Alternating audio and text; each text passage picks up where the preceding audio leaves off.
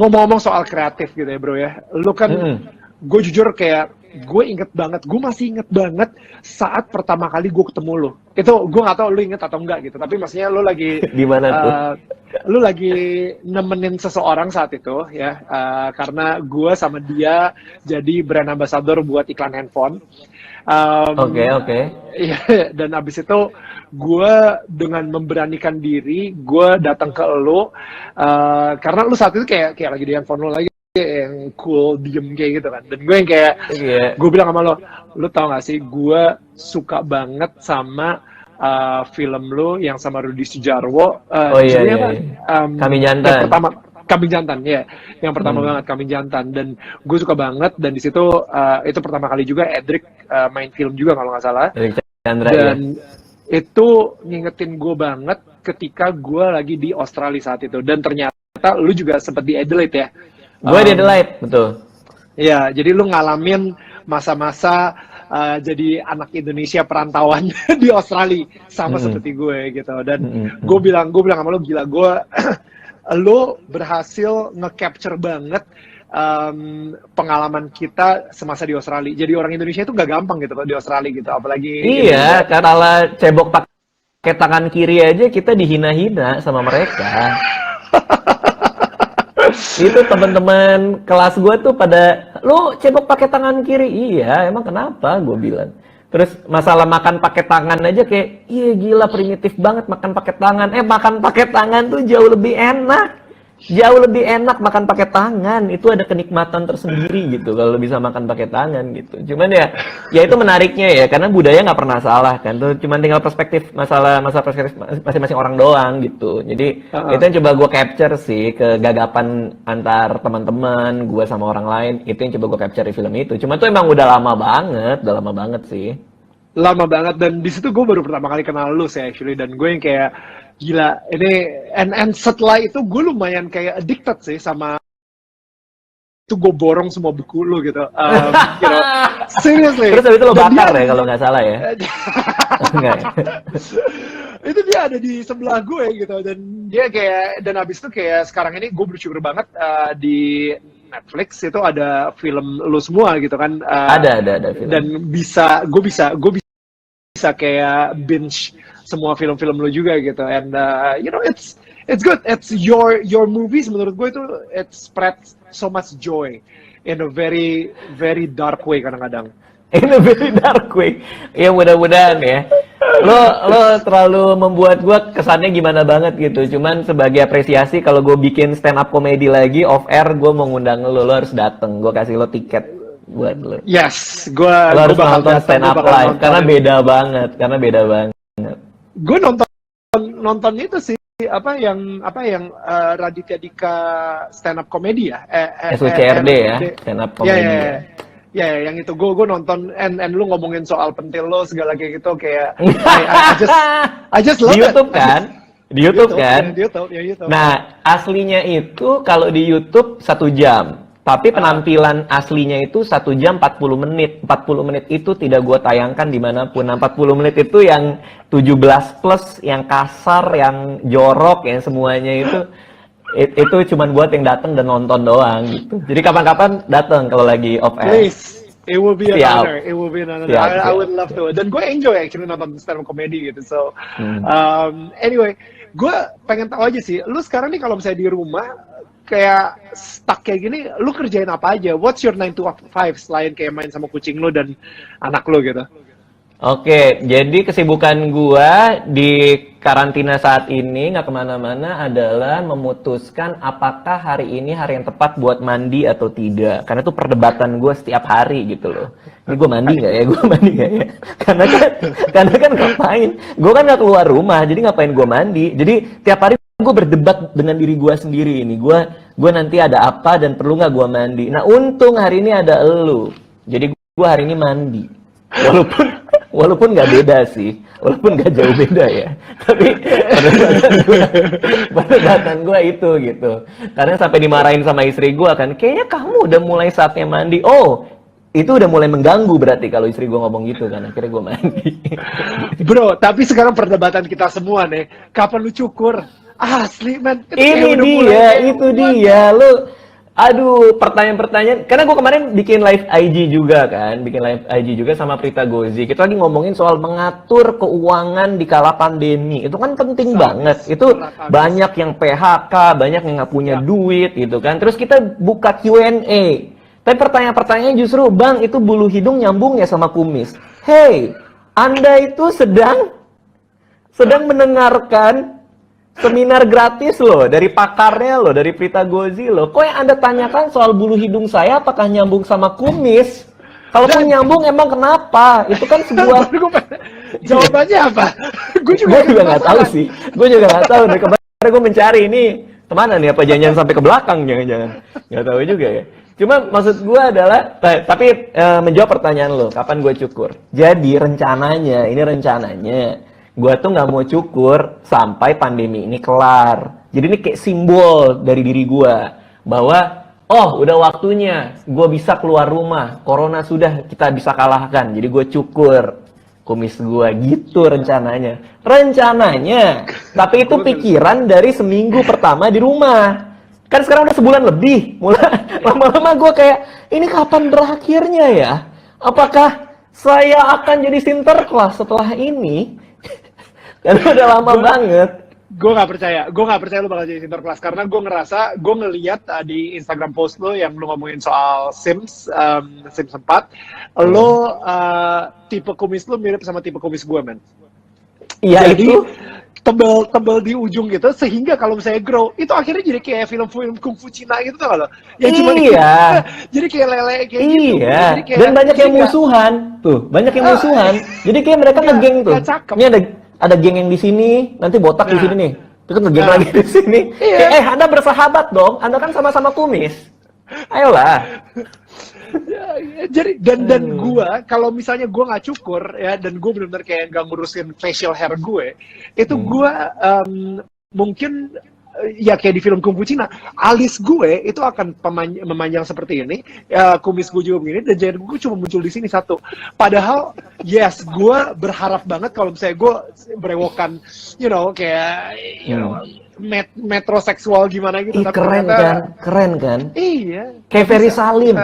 Aduh, ganteng banget. Wah, gila ganteng banget, lebat di sini kan. Ini ada bulu lagi 1-2 biji di sini tiba-tiba. Ini kemana? Kenapa Anda muncul gitu loh? Nah, kemarin itu sempat pas lagi panjang-panjang, ini sebenarnya gue sempat trim dikit ya. Jadi nggak gue cukur habis, cuman gue trim dikit gitu. Karena gue tuh pagi-pagi sering kayak gini nih. Terus istri gue nanya, kamu ngapain? Gue ngemut kumis gue sendiri karena ini mulai masuk ke situ. Jijik banget. Kayak udah mulai, soalnya dia kayak pengen masuk gitu kan, gue nggak tega dong. Kayak dia, hai, boleh tidak aku bergabung dengan mulut Anda gitu ya, silakan. Dan pas lu ngemut gitu kan, kok masih ada bekas makanan kemarin malam ya? Dan ini padahal udah. Kenapa kumis saya seperti ketoprak rasanya? Bumbu kacang dari mana? Iya. Cuman ya itu. Lu jadi secara di rumah lu mulai nulis bahan buat stand up comedy lu ke depannya nggak sih, atau film ke depannya, like how do you stay creative gitu? Nah, stand up comedy itu adalah seni menerjemahkan kegelisahan menjadi komedi. Gimana caranya kalau kita gelisah, kita tulis, kita rapihin buat nanti akan ditampilkan gitu kan. Kebetulan di rumah aja ini dengan semua perkovitan ini itu membuat gue sangat gelisah dan begitu banyak kegelisahan gue. Jadi biasanya gue jam 3 siang sampai jam 5 sore gue nulis stand up gitu. Karena banyak banget yang mau gue keluarin gitu loh. Jadi tapi gue tinggal nunggu momennya aja, begitu pandemi kelar mungkin gue akan bawa ke atas panggung gitu. Tapi banyak banget kegelisahannya gitu loh. Pastilah. Pastilah. Lo kalau misalnya boleh tahu secara prioritas kegelisahan yang paling tinggi apa? Yang paling tinggi saat ini? Saat ini ya itu tadi keluar rumah gitu. Gue berusaha untuk mau keluar rumah kayak gimana. Dan gue juga baru tahu ternyata main game itu tidak selalunya menyenangkan. Biasanya kan gue nyari waktu kan, kayak gue udah selesai kerja nih, gue mau main game gitu. Dulu tuh kan gue nungguin waktu itu kan, kapan yang tepat buat main game. Tapi sekarang ketika dikasih kemewahan main game lama-lama, malah jadi bosen gitu. Jadi enak gue sama permainan-permainan yang gue mainin, kayak COD Warzone, kayak Mobile Legends aja gue sampai udah nggak mainin lagi gitu. Gue sempat escape dari dunia gue gitu. Gue juga mulai merasakan nih lucu-lucu nih, gue lagi bikin materinya nih. Anissa cemburu sama cewek di game gue. Jadi gue main game, gue kawin di Stardew Valley, gue kawin sama ada cewek, anaknya baik. Jadi ini anak dari kota. Ini bohongan ya, ini bohongan. Maksudnya itu game komputer, itu komputer gitu. Gue lagi main di Stardew Valley, kan cerita gue jadi petani. Terus nih istri gue, Anissa datang, itu siapa? Ini, jadi gue tuh harus mencari cara. Gimana cara gue menyembunyikan bahwa saya sudah menikah lagi di dalam komputer sama orang lain selain dia. Jadi kok kayak kegap selingkuh gitu loh. Kayak, ini gimana cara gue menjelaskan dengan masuk akal bahwa ini tuh tidak apa-apa gitu loh. Saya kayak nggak tahu siapa. Itu perempuan siapa? Kenapa di rumah kamu? Apa yang dia lakukan di situ? Gue kenalin juga bingung ya kan. jadi banyak hal gitu yang gue menemukan kegelisahan baru gitu loh. Di rumah aja lo ternyata banyak kegelisahan. Itu pecah sih, itu pecah banget sih. Gue ngerasa kayak apa ya, borderline insanity sama stres itu udah lumayan campur aduk gitu. Udah gray area karena gue sekarang sama istri gue pun juga kalau misalnya ngobrol pun udah sampai bingung dari tadinya kayak wah kita bisa jadi masa honeymoon period lagi ya. Sekarang sih udah mulai kayak ini honeymoon periodnya kenapa mulai jadi kayak mau bunuh-bunuhan kayak gini kayak gitu. Udah gray area gitu, udah kayak gue gerak dikit pun juga lu ngapain kayak gitu aja, like it's jadi serba salah gitu. And emang bener kayak gue ngerasa ada sehat banget kalau misalnya kita suami istri pun sebenarnya ada waktu berpisah sebentar kayak gitu sih, kayak mungkin dia di loteng, lu di bawah misalnya kayak gitu, cuma untuk kayak sementara aja gitu. Tapi abis itu karena banyak orang sekarang yang gue kenal itu kayak benar-benar wah tapi kan kita sebagai suami istri harus saling bersatu, kita harus dalam menghadapi pandemi ini dan lain-lain. Men, itu bisa gila sih. Iya, makanya. Emang semua hubungan tuh perlu jarak sih. Jadi kalau dulu itu jarak yang kita dapat adalah dengan pergi keluar rumah buat kerja, terus begitu masuk ke rumah kan baru ke mode keluarga lagi kan, family mode lagi kan. Cuman ya challenge-nya di situ, gimana caranya satu rumah itu kita bisa misahin, itu yang banyak orang nggak bisa gitu. Gimana misahin antara di rumah sama ketika kerja. Gua pribadi, gue bisa gitu. Kalau begitu gua bangun tidur, gue bikin kopi, setelah gue ngopi, itu adalah mode kerja gue. Jadi gue langsung kerja depan komputer, semuanya dimulai dari kopi itu gitu. Begitu udah selesai, jam 3, jam 4, baru gue balik lagi ke family gue, which is, ini kan 2 lantai, gue di atas gitu. Sama anak dan lain-lain gitu. Ada plus minusnya lah gitu. Plusnya adalah anak gue udah mengenali bahwa gue bapaknya. Dulu kan, mungkin dia kayaknya siapa ya? Kucingnya itu bapaknya gitu. Itu siapa ya? Tapi sekarang dia udah mulai papa gitu. Jadi ada plus minusnya lah. Ale udah mau setahun. Dia tanggal 6 Mei. Tanggal 6 apa 5, gue lupa ulang tahunnya. Pokoknya antara 5 apa 6. Dia umurnya setahun. Itu gila, itu beberapa minggu lagi ya? Kayak I think 2 minggu dari sekarang kali ya, berarti udah setahun ya? Iya, kasihan gak sih, lo bayangin gak sih ini anak umurnya setahun tapi nggak dirayain gitu. Karena si Anissa kan sempat mikir kan, apa Yeah. kita rayain aja, tapi gue tahu Anissa bilang kita rayain ulang tahun ulang tahun Alea, tapi gue tuh sebenarnya buat ngerayain dia supaya dia bisa pakai baju foto matching sama bayinya ya kan. Ulang tahun anak umur setahun itu hanya untuk istri, bukan untuk anak. Kan anak nggak ngerti. Setuju. Anak Yes. dengan giginya yang jarang-jarang cuma di pojokan ngelihat ini apa. Cuman istrinya yang heboh kan. Kok tumben papa sama mama berkumpul lagi? Iya. Kok tumben ada bayi-bayi lain yang aku tidak kenal siapa dan kenapa mereka matching gitu kan. Jadi emang tapi agak sedih juga sih karena Alea nanti pas ulang tahun pertama dia nggak ketemu, dia punya geng arisan, geng bayi. Jadi dia tuh Anjir. hampir seminggu sekali itu suka ngumpul sama teman-teman gengnya gitu. Ada yang makan tisu lah, ada yang apalah gitu. Jadi jadi sedihnya itu paling mereka tidak bisa ini bersama gitu. Bro, lo akan balik nulis lagi nggak sih? Gue jadi penasaran itu juga actually. Lo udah ngeluarin berapa buku sekarang dan masih ngeluarin buku nggak? Terakhir lo ngeluarin buku kapan itu? Gua terakhir kali bikin buku tuh 3 tahun yang lalu kalau nggak salah. Cuman nih gue juga kemarin baru ngobrol sama Ernest, dia nanya, lu kenapa sih nggak bikin buku lagi, udah lama? Terus jawaban gue adalah, kadang gua orang yang menaruh kegelisahan gue dalam sebuah karya, entah itu dari buku, film atau stand up, dan makin kesini gue ngerasa kegelisahan gue itu lebih asik kalau ditaruh di tempat lain selain buku pada saat ini ya.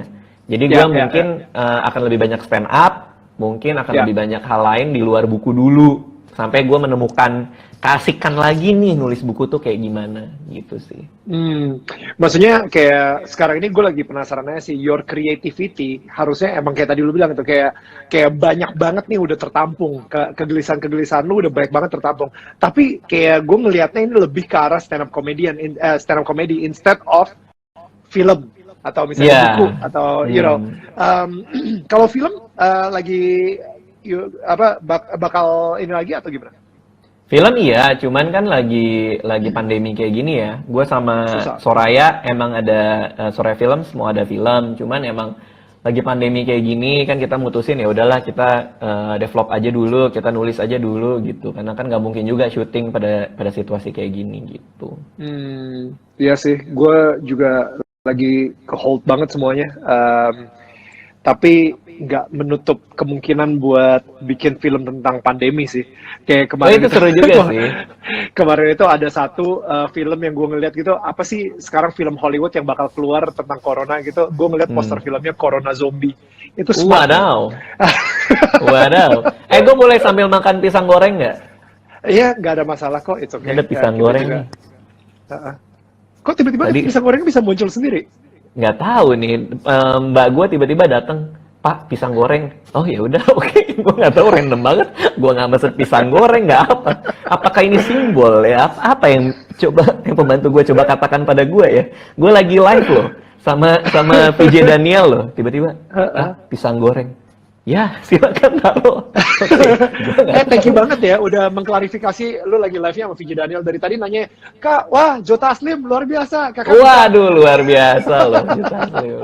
Makasih juga loh Daniel udah ngomongin Raditya di Kaket Cafe, juga udah ngajak gua kolaborasi. Karena sekali lagi menurut gua apa yang lo lakukan tuh luar biasa banget. 100% keuntungan bersih dari t-shirt edisi Saling Jaga ini buat UMKM kreatif dan para medis ya. Ya, thank you. Gue pengen ngasih lihat lagi, mungkin bagi yang baru aja muncul, baru aja datang, dan mumpung Radit lagi makan pisang gorengnya juga gitu ya. Jadi Dem I Love Indonesia sama Raditya di Cat Cafe itu baru aja kolaborasi dan kita bikin t-shirt. Ini desainnya kalau misalnya kalian pengen ngeliat, t-shirt ini dijual, kalian bisa pre-order di websitenya demiloveindonesia.com atau di Tokopedia juga untuk pre-order, dan itu pre-order sampai tanggal 4 Mei. Please get your stuff now. Apalagi khususnya sekarang nih pas lagi zaman-zaman pandemi kayak gini nih, ada satu merchandise yang mungkin bisa ngingetin lo kayak, wah gila ini baju deh, ngingetin gue pas lagi zaman-zaman kita terisolasi bersama-sama kayak gitu kan. So anyway, kayak tadi Radit juga sempat bilang 100% dari keuntungan itu 100% keuntungan bersih penjualan t-shirt didonasikan untuk ngebantuin UMKM kreatif dan para medis, dan donasi akan disalurkan melalui Yayasan Aliansi Indonesia Kuat dan melalui program kreatif di saat sulit 2, itu program dana solidaritas kreatif digagas oleh M Block Space ya, untuk ngebantu para pekerja kreatif harian yang terdampak corona. Jadi guys, ketika lu beli baju tersebut, bukan hanya lu ngedapetin merchandise yang sangat limited edition, tapi lu juga ngebantu mendonasikan buat UMKM dan pekerja kreatif kita. Udah selesai makan ini ya, udah selesai makan pisang goreng ya. Enak loh ternyata, jadi kayak ada gula-gulanya gitu. Iya, gue ngeliat sih gulanya tuh di kumis lu masih ada dikit tuh gulanya. Oh iya. So, yeah. Ini buat nanti malam, gue simpen. Jadi biar praktis, gue taruh semua di sini nanti. Apa sih yang lu bisa, mungkin tips atau nasihat yang lu bisa kasih kepada teman-teman kita yang saat ini lagi di stuck di rumah, isolasi di rumah, okay. Dan ya. Yang pertama adalah wrap up. Yang pertama adalah punya schedule, itu penting banget. Ketika lo di rumah doang, lo nggak tahu waktu, lo nggak tahu mau ngapain, punya schedule tuh paling ngebantu. Gue kebantu banget dengan punya schedule. Gue bangun, gue treadmill, gue ngopi, gue kerja, balik ke anak. Kalau punya schedule tuh semua akan lebih jelas, jadi nggak kabur gitu antara batasan di rumah atau kerja. Terus yang kedua juga, kalau buat gue, orang introvert nggak punya teman yang memang hidupnya memang di rumah, itu menyenangkan. Tapi ada banyak teman-teman kita yang ekstrovert, yang butuh bersosialisasi, yang buat mereka di rumah itu menyiksa, pusing. Yes.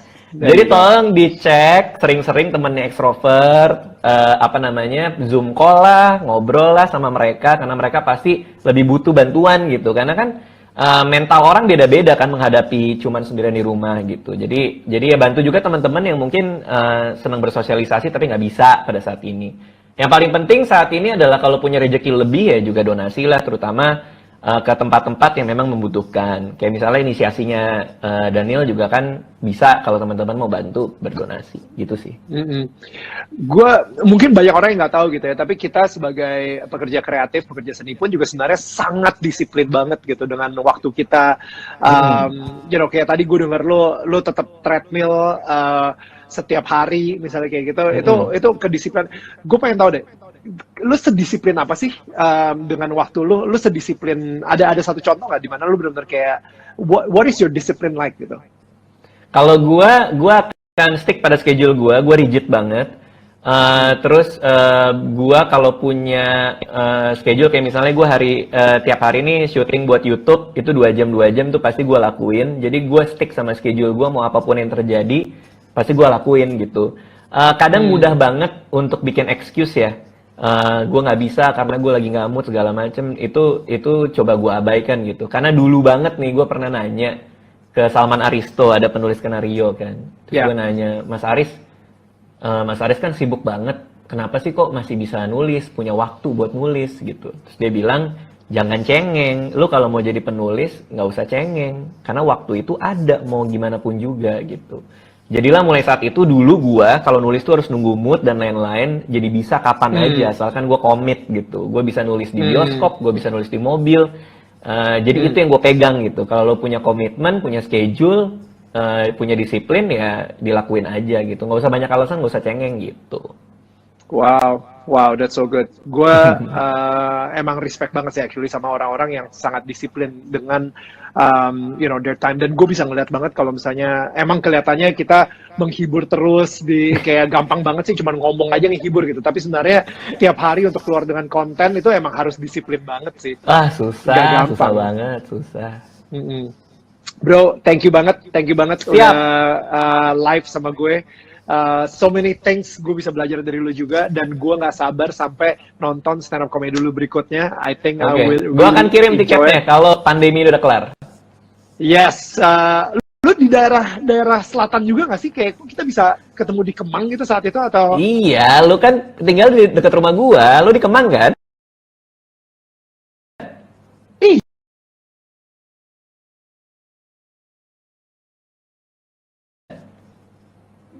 Lo tahu ini nggak? Ini wifi-nya ya? Wifi-nya kayaknya ini deh. Coba tes. Iya. Lo tahu Alfamart Ampera nggak? Ampera Raya? Iya, tahu. Nah, gue tinggal di dalam Alfamart. Nggak, gue dekat situ. Gue dekat situ. Itu yang daerah-daerah apa komunal 88 kan, yang di Total Buah lah, Total daerah Buah Konsep. situ lah, Total Buah. Oh, yang situ ya. Ya udah deket banget tetanggaan kita. Nanti kita WA ya. Siap. Bro, thank you. See you again. Oke, dan good luck buat semuanya ya. Yes, Oke. lu juga. Thank you brother. Bye. Yo.